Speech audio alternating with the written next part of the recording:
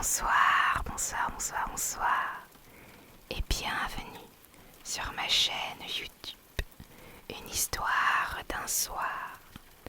J'espère que vous allez toutes et tous très bien. Aujourd'hui, on se retrouve bien évidemment pour une nouvelle lecture où je vais vous lire Roméo et Juliette, mais c'est la réécriture faite par Charles et Marie Lembe. Donc l'histoire est plus petite que celle écrite par Shakespeare. Enfin bref, sans plus attendre, je vous propose de vous installer confortablement et de commencer cette lecture. Roméo et Juliette. Les deux principales familles de l'Hérault étaient les riches Capulet et Montaigu, du fait d'une vieille querelle qui avait pris une grande importance. Il existait entre ces deux familles une inimité si implacable qu'elle s'étendait jusqu'aux parents les plus éloignés, aux partisans et aux domestiques des deux camps, de sorte qu'un serviteur de la maison Montaigu ne pouvait rencontrer un serviteur de la maison Capulet, ni un Capulet se trouvait par hasard en présence d'un Montaigu, sans qu'il s'en suive des paroles violentes et parfois des effusions de sang. Il n'était pas rare que ces rencontres fortuites se terminent en rixes qui troublaient la bienheureuse quiétude des rues de Vérone. Un jour, le vieux seigneur Capulet donna un grand souper auquel il convia de nombreux seigneurs et belles dames.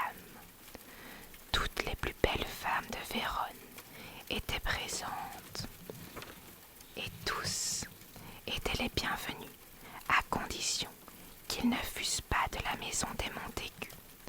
Rosaline, qu'aimait Roméo, fils du vieux seigneur Montaigu, était présente à cette fête, bien qu'il fût dangereux pour un Montaigu d'être découvert dans cette assemblée.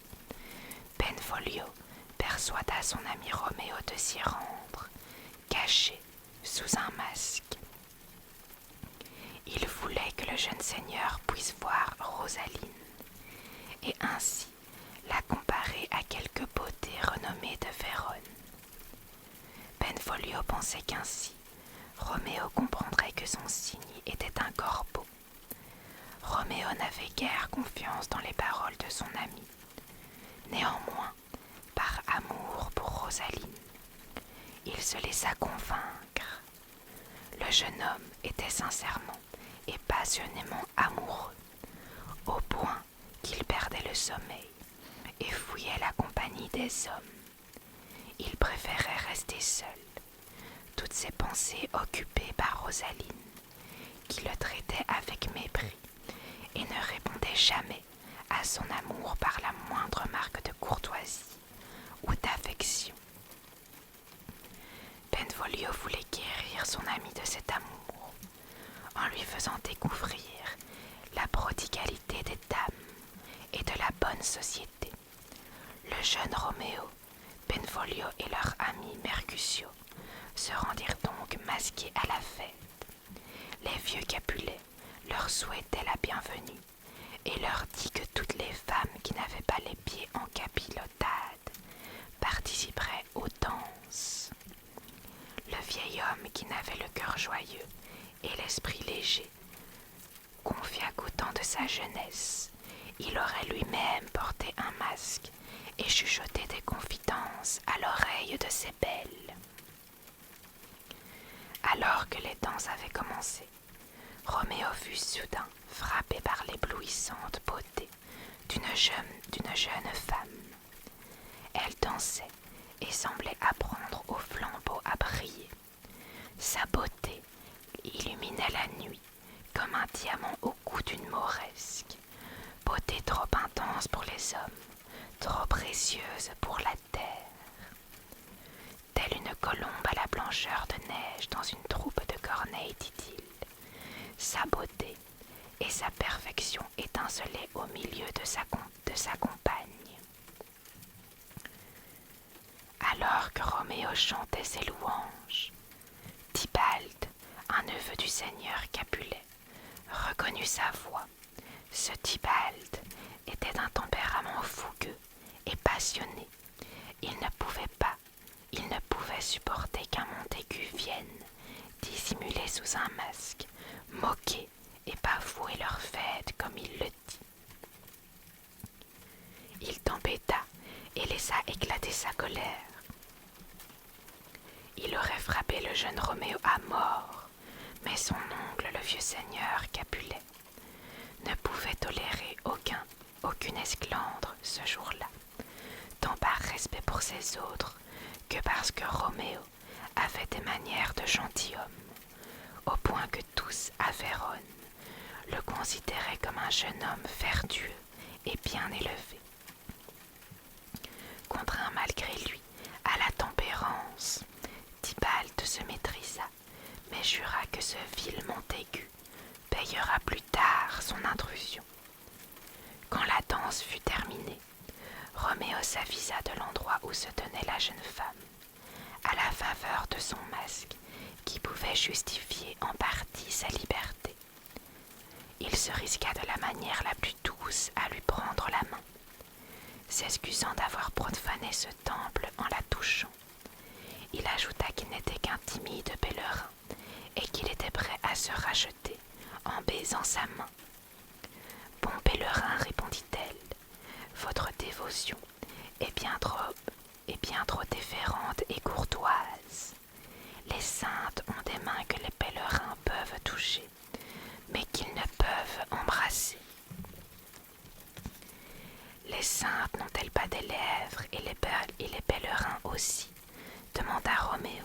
« Oui, dit-elle, des lèvres dont elles doivent se servir pour prier. »« Alors, ma chère sainte, reprit Roméo, entendez ma prière et exaucez-la, si vous ne voulez pas me livrer au désespoir. » Alors qu'il faisait assaut d'affectueuses illusions et métaphores, la jeune femme fut appelée auprès de sa mère. Roméo s'enquit du nom de sa mère et découvrit que la demoiselle dont la beauté sans égale l'avait tant frappé était la jeune Juliette, fille et héritière du seigneur Capulet, le grand ennemi des Montaigu. Ainsi avait-il, sans le savoir, lié son cœur à son adversaire. Il en fut troublé, mais sa gêne ne pouvait empêcher son amour. Juliette fut elle aussi déconcertée lorsqu'elle apprit que le gentilhomme avec lequel elle s'était entretenue était en fait Roméo, un Montaigu, car elle avait été brusquement emportée par la même passion hâtive et inconsidérée pour Roméo que celle qu'il avait conçue pour elle. Il lui semblait que l'amour avait de bien étranges audaces, puisqu'il la poussait à aimer son ennemi et à fixer ses sentiments sur celui-là même, qu'en raison des préoccupations de sa famille, elle aurait dû haïr. Il était minuit. Roméo repartit avec ses compagnons, mais il disparut aussitôt, incapable de s'éloigner de l'endroit où il avait laissé son cœur. Il sauta par-dessus le mur d'un verger, à l'arrière de la maison de Juliette. Il n'eut pas à ruminer longtemps son nouvel amour, car au-dessus de lui, Juliette venait d'apparaître à une fenêtre, d'où son éblouissante beauté jaillissait comme la lumière du soleil d'Orient. La lune qui brillait dans le verger d'une lueur ténue paraissait à Roméo souffrante et pâle devant l'éclat triomphant de ce nouveau soleil. Et comme Juliette appuyait sa main sur sa joue, il souhaita passionnément devenir un gant sur sa main, afin de pouvoir toucher sa joue. Se pensant alors seule, Juliette poussa un profond soupir et s'exclama « Hélas !» enchantée de l'entendre parler. Roméo dit doucement, sans qu'elle l'entende « Oh, parle encore, ange lumineux, car tel que tu es au-dessus de ma tête, tu apparais comme un messager ailé du ciel que les mortels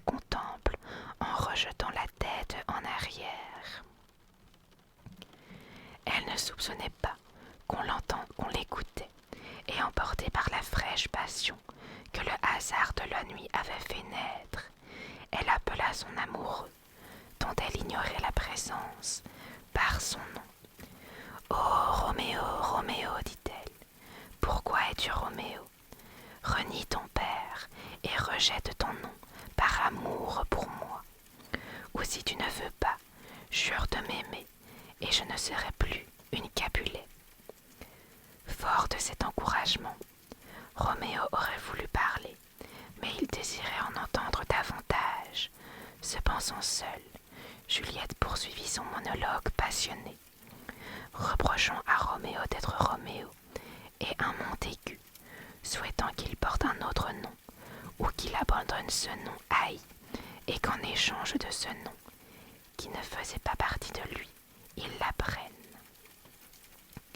À ces paroles d'amour, Roméo ne put davantage se contenir, et reprenant le fil du dialogue, comme si ces paroles lui étaient directement adressées, et non pas seulement en imagination, il lui demanda de l'appeler Amour, ou de tout autre nom de son choix, car il ne voulait plus être Roméo, si ce nom lui déplaisait.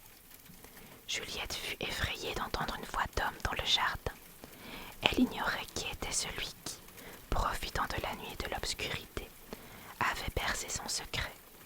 Mais quand l'inconnu reprit la parole, ses oreilles n'eurent pas besoin d'entendre 100 mots, car l'ouïe d'une amoureuse est si fine qu'elle reconnut aussitôt le jeune Roméo. Elle lui exposa le danger auquel il s'était exposé en escaladant le mur du verger, car si l'un de ses parents le trouvait, lui, un Montaigu, il le tuerait. Hélas, dit Roméo, il y a plus de péril dans votre regard que dans 20 de leurs épées. Acceptez de me regarder avec bienveillance, ma belle, et je serai à l'abri de leur inimitié. J'aime mieux mourir à cause de leur haine que prolonger cette vie haïssable et vivre sans votre amour. Comment êtes-vous venu ici? Demanda Juliette, qui vous a guidé. L'amour est mon guide, répondit Roméo. Je ne suis pas navigateur, mais quand bien même vous seriez aussi éloigné de moi que le rivage séparé par la mer la plus vaste, je risquerais la traversée pour un trésor pareil. Lorsque Juliette songea à la façon dont elle avait involontairement dévoilé son amour, une rougeur cramoisie que Roméo ne pouvait voir à cause de l'obscurité enflamma son visage. Elle aurait volontiers retranché ses paroles, mais c'était impossible. Elle aurait aimé s'en tenir aux convenances et tenir son amant à distance, comme l'exigeaient les usages. N'aurait-elle pas dû froncer les sourcils, agir malicieusement, repousser d'abord durement son prétendant, se détourner et jouer l'indifférente ou l'effaroucher? N'était-ce pas ainsi qu'agissaient les jeunes femmes sages quand elles aimaient vraiment, afin que leurs amoureux ne les prennent pas pour des femmes légères ou faciles, car plus un objet est difficile à atteindre, plus grande est sa valeur. Mais il n'y avait chez elles pas de place pour les dénégations, les atermoiements ou tout autre artifice dont on use habituellement pour retarder et prolonger la cour. Roméo avait entendu l'aveu de son amour de sa bouche même, alors qu'elle ne savait pas qu'il était près d'elle. Aussi, avec une grande franchise qu'il inattendu de la situation excusait, elle confirma que ce qu'il avait entendu était vrai. Elle s'adressa à lui, l'appela beau Montaigu. L'amour peut adoucir un nom maigre, et le supplia de ne pas imputer son rapide consentement à la frivolité ou à un esprit indigne, mais d'en rejeter la faute si c'était une faute sur les fortuités de la nuit qui avait si étrangement découvert ses pensées. Elle ajouta que, même si sa conduite n'était pas suffisamment sage au regard des usages de son sexe, Elle était plus sincère que beaucoup de celles dont la prudence n'était que dissimulation et la modestie, artifice et habileté. Roméo prit les cieux à témoin. Rien n'était plus éloigné de ses pensées que de jeter l'ombre du déshonneur sur une demoiselle si estimable. Juliette l'arrêta et le supplia de ne pas jurer, car bien qu'il fît sa joie, elle n'éprouvait aucun plaisir de ces accordailles nocturnes. Elle trouvait tout cela trop inconsidéré, imprudent, soudain. Comme il la pressait de contenter son amour cette nuit même, elle lui répondit qu'elle lui avait déjà donné son amour avant qu'il ne le demande. N'avait-il pas entendu sa confession? Elle ajouta qu'elle aurait aimé retrancher ce qu'elle avait déjà accordé, pour le plaisir de le donner à nouveau, car sa générosité était aussi inépuisable que la mer et son amour aussi profond.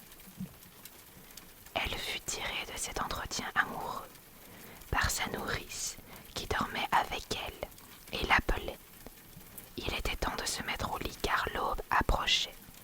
Mais revenant en hâte, Juliette glissa encore 3 ou 4 mots à Roméo pour lui signifier que si son amour était vraiment honorable et avait pour but le mariage, elle lui enverrait un messager le lendemain pour fixer l'heure de la cérémonie où elle déposerait son destin à ses pieds et suivrait son seigneur jusqu'au bout du monde.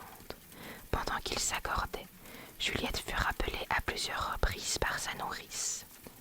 Elle rentra et revint se retirer, et revint encore, car elle était aussi jalouse de voir Roméo s'éloigner qu'une petite fille laide de son oiseau, qu'elle laisse voler un peu hors de sa main et ramène vite en tirant le fil de soie. Roméo était aussi peu disposé à partir qu'elle. À la nuit tombée, le son de leur voix résonne en effet aux oreilles des amoureux comme la plus suave des musiques.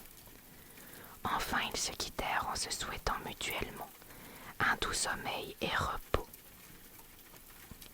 Le jour se levait quand ils se séparèrent.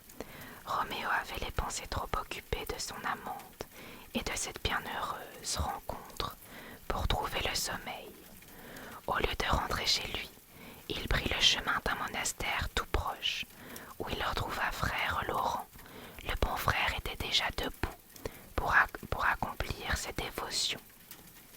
En voyant le jeune Roméo de si bon matin, il supposa à raison qu'il n'avait pas dormi de la nuit, empêché par quelque passion juvénile. Il avait raison d'imputer la cause de l'insomnie de Roméo à l'amour, mais il se trompait sur sa nature, car il pensait que sa passion pour Rosaline en était la cause. Lorsque Roméo lui révéla son nouvel amour pour Juliette et lui demanda son aide pour les marier ce jour même, le saint homme leva les yeux et les mains d'étonnement en apprenant ce brusque changement d'inclination. Il n'ignorait pas l'amour de Roméo pour Rosaline et l'avait entendu se plaindre de son dédain. Il lui fit observer que l'amour des jeunes hommes était moins dirigé par le cœur que par leurs yeux. Roméo répliqua que le frère lui avait souvent reproché son amour pour Rosaline, qui ne l'aimait pas en retour, alors que Juliette l'aimait et était aimée de lui.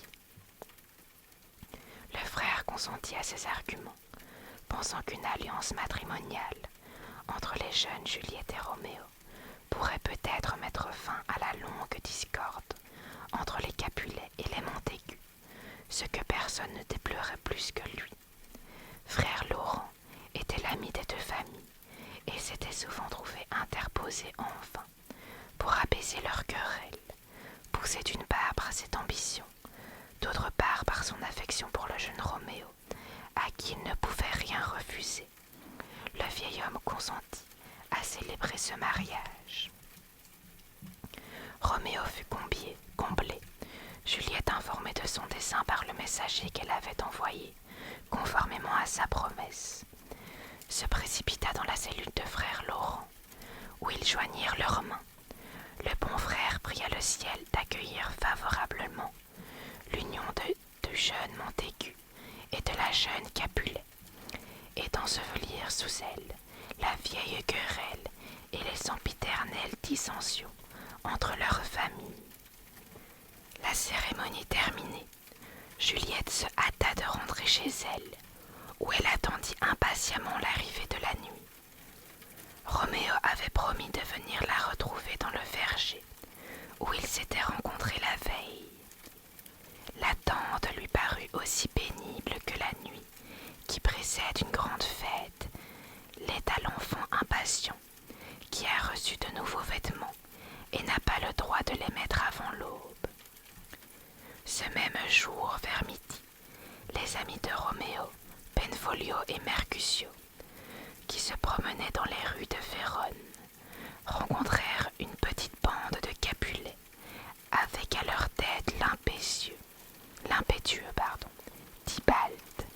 Il s'agissait de ce même Tybalt qui, furieux, avait voulu se battre avec Roméo à la fête du vieux seigneur Capulet.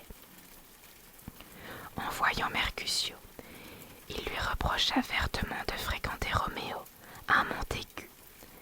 Mercutio, dont la fougue et l'humeur juvénile n'avaient rien à envier à celle de Tybalt, se défendit de façon cinglante, malgré tous les efforts de Benvolio pour apaiser leur courroux. Une dispute était sur le point d'éclater, lorsque Roméo vint à passer par là. L'intraitable Tybalt se détourna de Mercutio et prit à partie Roméo en le traitant de scélérat. Roméo désirait par-dessus tout éviter de se quereller avec Tybalt, parce qu'il était un parent de Juliette et qu'elle l'aimait beaucoup. En outre, étant d'un tempérament prudent et doux, le jeune Montaigu s'était toujours tenu à l'égard de la vieille querelle. Le nom même de Capulet, qui était de celui de sa belle, était désormais à ses oreilles plutôt un charme de nature à apaiser leur ressentiment qu'un mot d'ordre pour exciter sa fureur. Il essaya donc de raisonner Tybalt, qu'il salua aimablement du nom de bon Capulet, comme si, bien qu'il fût un Montaigu, il éprouvait un secret plaisir à prononcer ce nom. Mais Tybalt, qui haïssait tous les Montaigus autant que l'enfer, ne voulut pas entendre raison et tira son arme. Mercutio, qui ignorait la raison qui poussait Roméo à vouloir faire la paix avec Tybalt et considérait son indulgence comme une forme de soumission silencieuse et déshonorante, provoqua Tybalt en proférant de nombreuses paroles dédaigneuses afin d'exciter la querelle. Alors Tybalt et Mercutio se battirent et Mercutio tomba, mortellement blessé, malgré les efforts de Roméo et Benvolio pour les séparer. Mercutio mort, Roméo ne put garder plus longtemps son sang-froid. Il rendit à Tybalt sa méprisante appellation de scélérat, et ils se battirent jusqu'à ce que Roméo tue Tybalt. Comme cette rixe mortelle se déroulait en plein cœur de Vérone, à midi, la nouvelle s'était répandue, et une foule de citoyens s'était rapidement rassemblée sur les lieux. Parmi eux figuraient les vieux seigneurs Capulet et Montaigu, et leur épouse.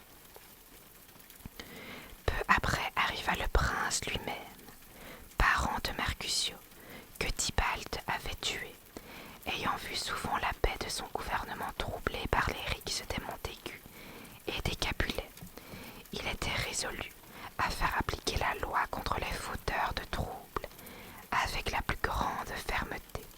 Le prince demanda à Benvolio, qui avait été témoin de l'échauffourée, d'en raconter la genèse. Benvolio se conforma autant que possible à la vérité, mais sans nuire à Roméo, adoucissant et justifiant le rôle joué par ses amis. L'épouse du seigneur Capulet, douloureusement affectée par la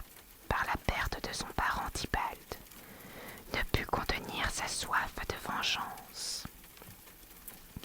Elle exhorta le prince à faire justice contre le meurtrier de Tybalt et à ne pas prêter attention au récit arbitraire de Benvolio, qui était l'ami de Roméo et un Montaigu.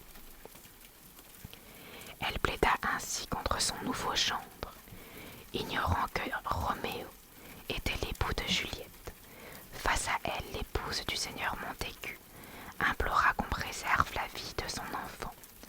Elle soutint avec un certain bien fondé que Roméo n'avait rien fait qui ne méritât un châtiment en ôtant la vie à Tybalt, puisque celui-ci était déjà condamné aux yeux de la loi pour le meurtre de Mercutio, sans se laisser émouvoir par les plaidoyers passionnés de ses femmes. Le prince prononça sa sentence après un examen attentif des faits. Et par cette sentence, Roméo fut banni de Vérone. C'était un tragique dénouement pour la jeune Juliette, qui n'était mariée que depuis quelques heures et était maintenant condamnée, à cause de ce jugement, à une séparation éternelle. Quand la nouvelle lui parvint, elle se mit d'abord en colère contre Roméo, qui avait tué son cher cousin. Elle le traita de gracieux tyran, de démon angélique, de colombe vorace, d'agneau au caractère de loup, de cœur de serpent caché sous un visage fleuri, et d'autres oxymores qui trahissaient la lutte que se livrait l'amour et le ressentiment dans son esprit. Mais à la fin, l'amour l'emporta, et les larmes de chagrin qu'elle avait versées parce que Roméo avait tué son cousin se transformaient en larmes de joie parce que son époux, que Tybalt aurait pu aussi bien tuer, était vivant. Elle versa de nouvelles larmes, mais de chagrin cette fois à cause du bannissement de Roméo, bien plus terrifiant à ses yeux que la mort de plusieurs Tybalt. Après la rixe, Roméo avait trouvé refuge dans la cellule de son frère Laurent, où il prit connaissance de la sentence du prince, qui lui parut bien plus terrible que la mort. Il n'y avait pour lui pas de monde hors des murs de Vérone, pas d'existence hors de la vue de Juliette. Le paradis était là où vivait Juliette, et tout au-delà n'était que purgatoire, torture, enfer. Le bon frère aurait aimé le consoler en usant de la philosophie, mais le jeune homme désespéré ne voulut rien entendre, et comme un fou, il s'arracha les cheveux et se jeta de tout son long au sol pour prendre la mesure de sa tombe, comme il dit. Il fut tiré de cette posture inconvenante par un message de Juliette et retrouva quelque peu ses esprits. Le frère en profita pour lui reprocher sa faiblesse et son manque de bravoure. Il avait tué Tybalt, mais voulait-il aussi se tuer et tuer sa chère épouse qui ne vivait que par lui?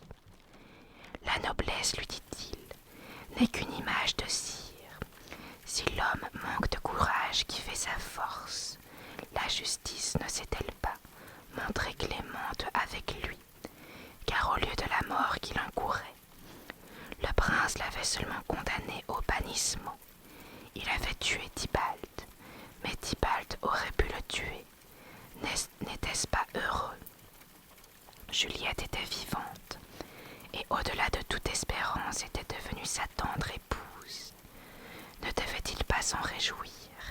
Toutes ces faveurs que le frère avait exposées, Roméo les rejeta à l'instar d'une jeune fille boudeuse et mal élevée. Le frère le mit en garde et lui dit que le désespoir conduisait à une mort misérable. Lorsque Roméo fut un peu calmé, il lui conseilla d'aller cette nuit-là faire secrètement ses adieux à Juliette, puis de se rendre directement à Mantoue, où il séjournerait jusqu'à ce que le frère trouve une occasion propice pour rendre public son mariage, ce qui pourrait être une heureuse façon de réconcilier leurs familles. Il ne doutait pas qu'alors le prince serait enclin à lui pardonner, et il reviendrait plus heureux qu'il ne partait malheureux.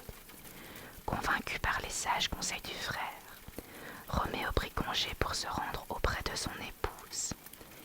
Il avait l'intention de passer la nuit avec elle, puis à l'aube de poursuivre seul son voyage jusqu'à Mantoue, où le bon frère lui avait promis de lui envoyer régulièrement des lettres pour l'informer de la situation à Vérone. Roméo passa la nuit avec sa chère épouse après être discrètement entré dans sa chambre en passant par le verger, où la veille il avait entendu sa déclaration d'amour. Ce fut une nuit de bonheur et d'enchantement, mais les plaisirs de cette nuit et le plaisir que les amoureux trouvaient à être réunis furent tristement assombris par la perspective de leur séparation et par les souvenirs des événements de la veille. Le jour maudit se leva trop tôt, et quand Juliette entendit le chant matinal de l'alouette, elle aurait aimé se persuader que c'était le chant nocturne du rossignol, mais c'était bien l'alouette qui chantait, et sa mélodie lui parut discordante et désagréable. Les premières lueurs du jour à l'est indiquaient avec trop de certitude qu'il était temps pour les amants de se séparer, après avoir fait ses adieux à sa chère épouse, et lui avoir promis qu'à Mantoue, il lui écrirait à chaque heure du jour. Roméo, le cœur lourd, descendit par la fenêtre de sa chambre. Quand il fut en bas, il apparut à Juliette, tristement assaillie par de sombres pressentiments. Comme un mort au fond de la tombe, Roméo ressentait la même crainte. Mais il n'avait pas d'autre choix que de partir en hâte, car la mort lui était promise si on le trouvait dans les murs de Vérone après le lever du jour. Ce n'était là que le début de la tragédie de ces deux amants maudits. Roméo n'était parti que depuis quelques jours, quand le vieux seigneur Capulet proposa à Juliette de convoler en juste noces.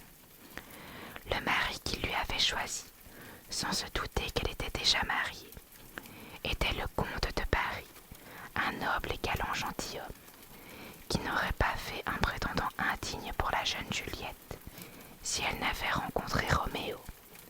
L'offre de son père plongea la pauvre Juliette dans une cruelle perplexité.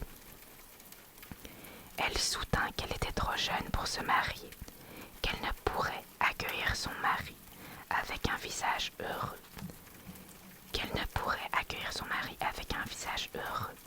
car elle était encore affligée par la mort récente de Tybalt, qui serait indécent pour les Capulets d'organiser un banquet nuptial, alors que les funérailles étaient à peine terminées. Elle invoqua toutes les raisons contre ce mariage, sauf la seule véritable, à savoir qu'elle était déjà mariée.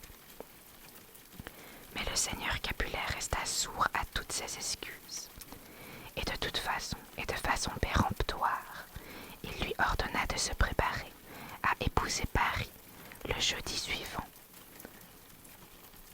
Il lui avait trouvé un mari riche, jeune et noble, que la plus fière demoiselle de Vérone aurait accueilli avec joie, et il ne pouvait souffrir qu'à cause d'une pudeur affectée, car c'est ainsi qu'il interprétait son refus.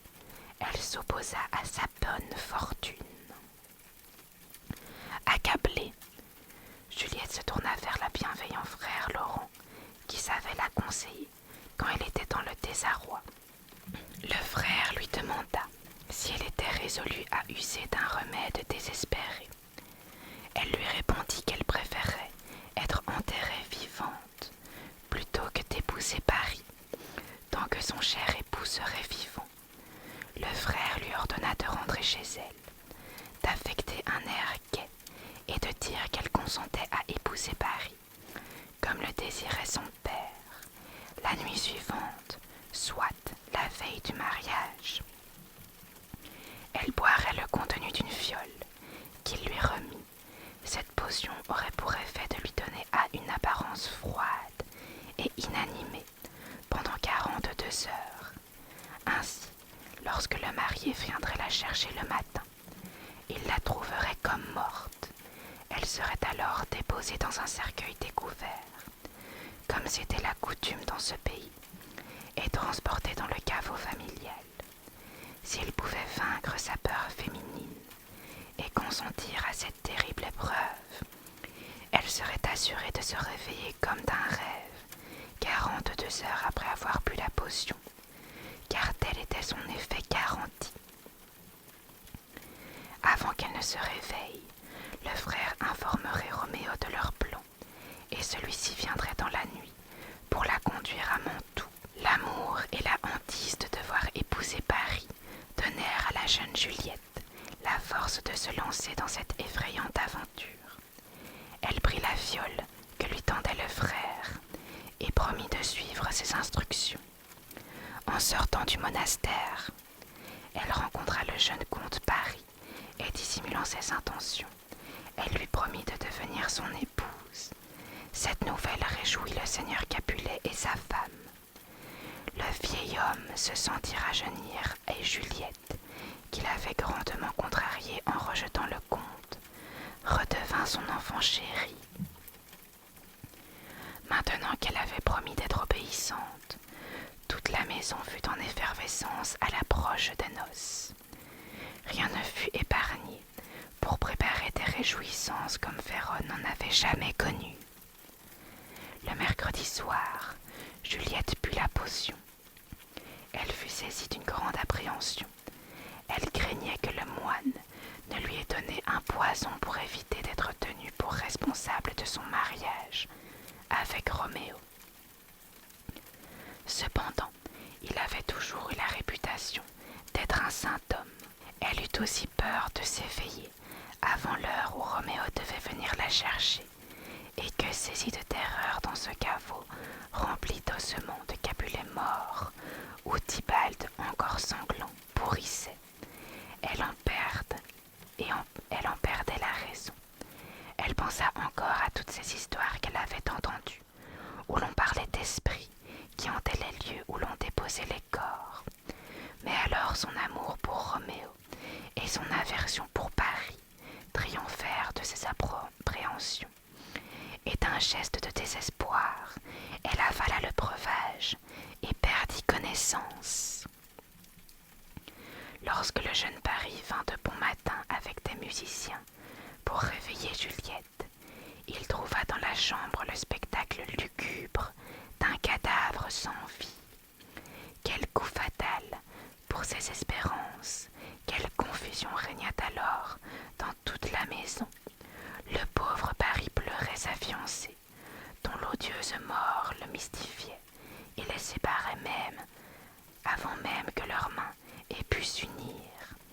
Mais ce qui était encore plus douloureux à entendre, c'étaient les pleurs du vieux seigneur et de son épouse, qui, n'ayant que cette unique et malheureuse enfant qui faisait toute leur joie et leur confort, se la voyaient arrachée par une mort cruelle, au moment où ils étaient sur le point de la voir s'élever.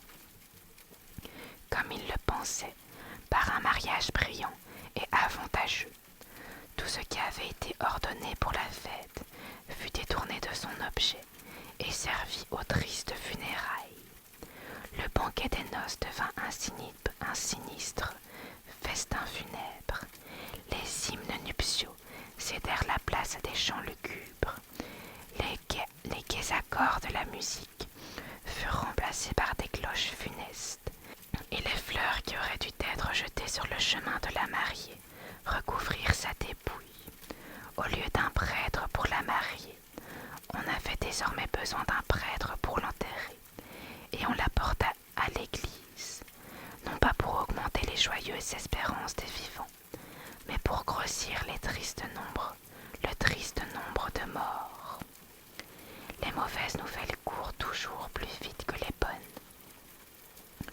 Aussi, Roméo apprit à Mantoue la triste mort de Juliette, avant que n'arrive le messager, envoyé par frère Laurent, pour l'informer que ses funérailles n'étaient que simulacres, qu'elles n'étaient qu'apparence et mise en scène, et que sa chère épouse ne reposait poserait dans la tombe qu'un bref moment, en attendant qu'il vienne la libérer de cette lugubre demeure.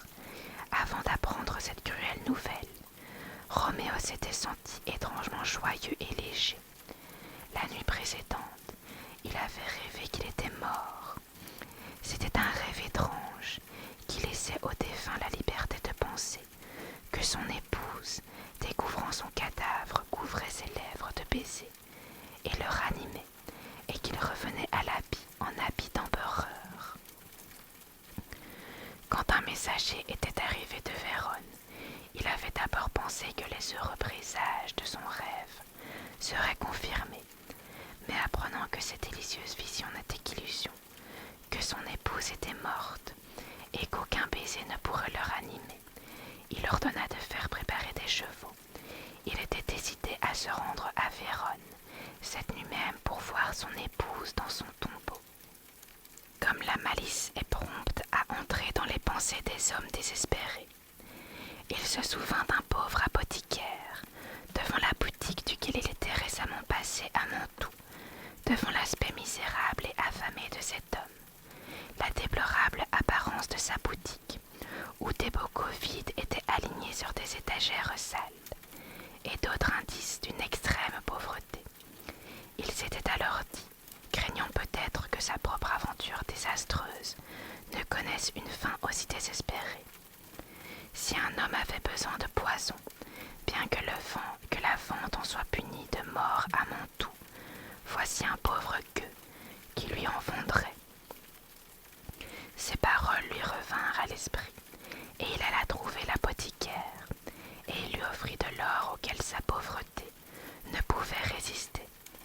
Après avoir exprimé quelques prétendus scrupules, l'homme lui donna un poison qui, lui dit-il, eût-il la force de 20 gaillards, le terrasserait aussitôt. Pourvu de ce poison, Roméo se mit en route pour Vérone, afin d'apercevoir sa chère épouse dans son tombeau. Il avait l'intention, lorsqu'il aurait satisfait sa vue, d'avaler le poison et de mourir à ses côtés. Il arriva à Vérone à minuit et alla au cimetière, au milieu duquel s'élevait l'ancien caveau des Capulets. Muni d'une torche, d'une pioche et d'un pied de biche, il s'apprêtait à ouvrir le monument, lorsqu'il fut interrompu par une voix qui, maudissant l'infâme Montaigu, lui intimait l'ordre de renoncer à son illégale entreprise. C'était le jeune comte Paris, qui venait sur la tombe de Juliette à cette heure indue de la nuit, pour y déposer des fleurs et pleurer sur la sépulture de celle qui aurait dû être son épouse. Il ne connaissait pas le lien qui unissait Roméo à la défunte, mais sachant qu'il était un Montaigu et un ennemi juré de tous les Capulets, ainsi qu'il le supposait, il pensait qu'il était venu de nuit pour outrager les morts. Par conséquent, d'une voix enragée, il lui ordonna de se retirer et menaçant de l'arrêter car Roméo était considéré comme un criminel, condamné par les lois de Vérone à mourir s'il était trouvé dans les murs de la ville. Roméo exhorta Paris à partir et le somma, en lui rappelant le sort de Tybalt, qui était enterré ici, de ne pas exciter sa colère et de ne pas l'obliger à commettre un autre crime en le tuant.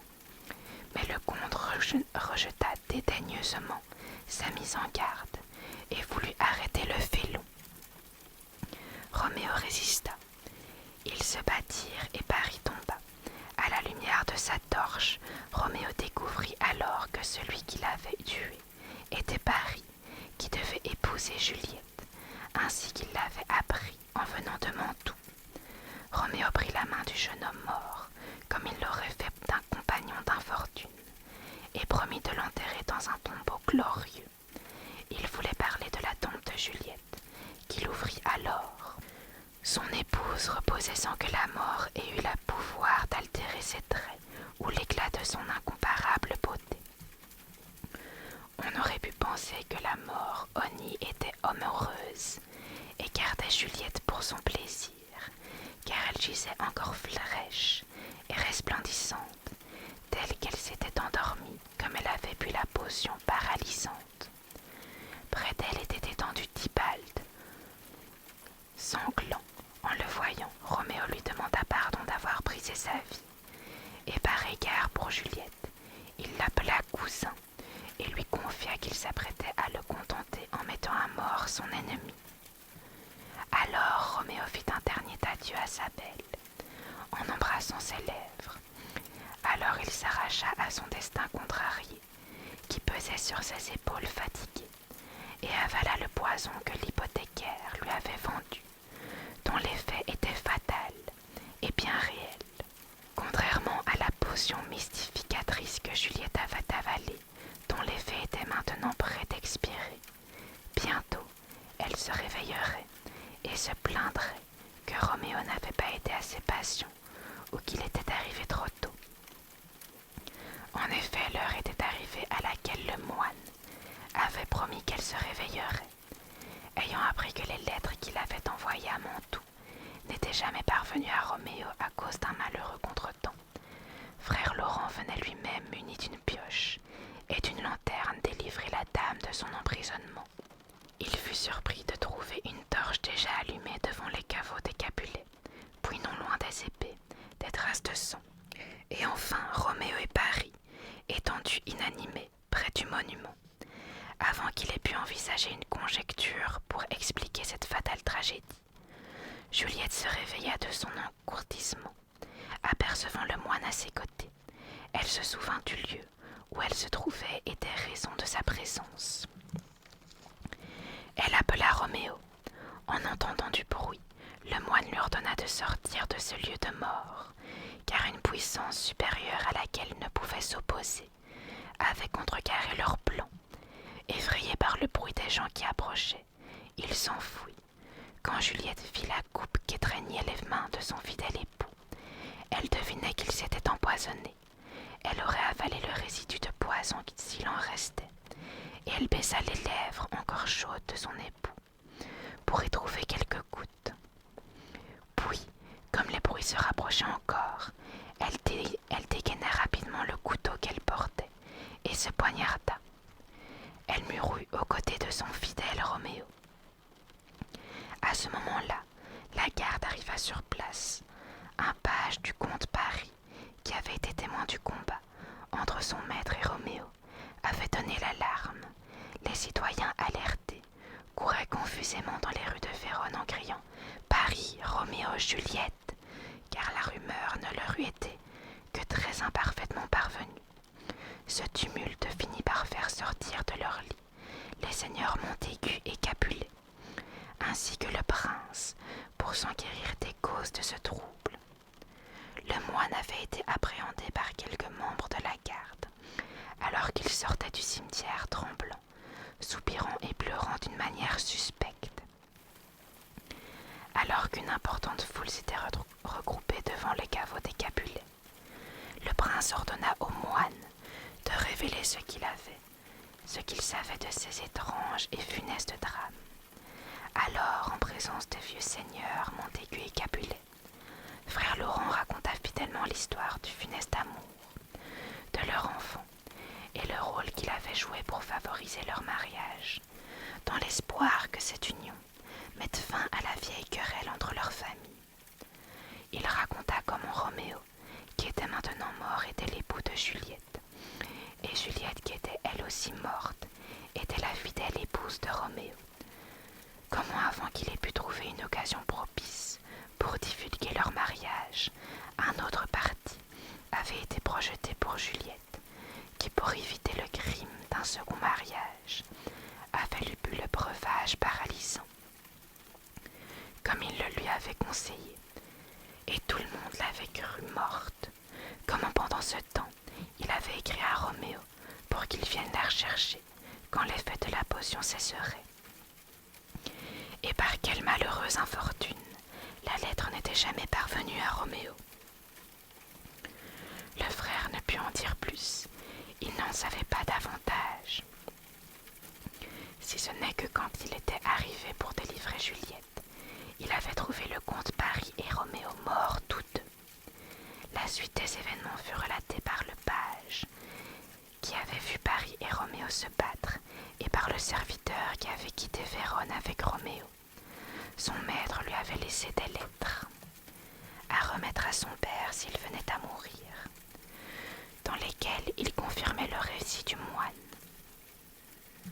confessait son mariage avec Juliette, implorait le pardon de ses parents, révélait l'achat du poison au pauvre apothicaire et son intention, en venant ici de mourir et de reposer près de Juliette. Tous ces faits concoururent à disculper le frère de toute participation à cette obscure tuerie, si ce n'est à la considérer comme la conséquence involontaire de ses bonnes intentions, trop subtilement et facticement mises en œuvre. Alors le prince, se tournant vers les vieux seigneurs Montaigu et Capulet, leur reprocha leur violente et irrationnelle inimitié et leur montra comment ils avaient été punis par le ciel, qui à travers l'amour de leurs enfants avaient châtié leur haine. Les vieux rivaux cessèrent alors d'être des ennemis et convinrent d'ensevelir leur vieille querelle dans la tombe de leurs enfants. Le seigneur Capulet pria le seigneur Montaigu de lui donner sa main et l'appela frère, en reconnaissance de l'union de leur famille par le mariage de Roméo et de Juliette. Il dit, en signe de réconciliation, que la main du seigneur Montaigu était de tout ce qu'il demandait pour le douaire de sa fille. Mais le vieux Montaigu répondit qu'il lui donnerait davantage, qu'il ferait ériger une statue en or massif de sa fille, afin que tant que Vérone conserverait son nom, aucune sculpture ne soit autant admirée pour sa richesse et sa facture que celle de la loyale et fidèle Juliette. En retour, le seigneur Capulet dit qu'il fera élever une statue de Roméo. Ainsi, lorsqu'il était trop tard, ces pauvres vieux seigneurs s'efforcèrent de rivaliser de courtoisie mutuelle. Leur rage et leur inimitié avaient été si meurtrières que seule la cruelle perte de leurs enfants misérables sacrifices sur l'autel de leur querelle et de leurs dissensions avait pu mettre un terme aux haines et aux jalousies qui étaient si profondément enracinées dans leur noble famille. Voilà les amis, j'espère que cette histoire vous aura plu et qu'elle vous aura permis de vous relaxer avant d'aller dormir. Sur ce, je vous souhaite de passer une très très bonne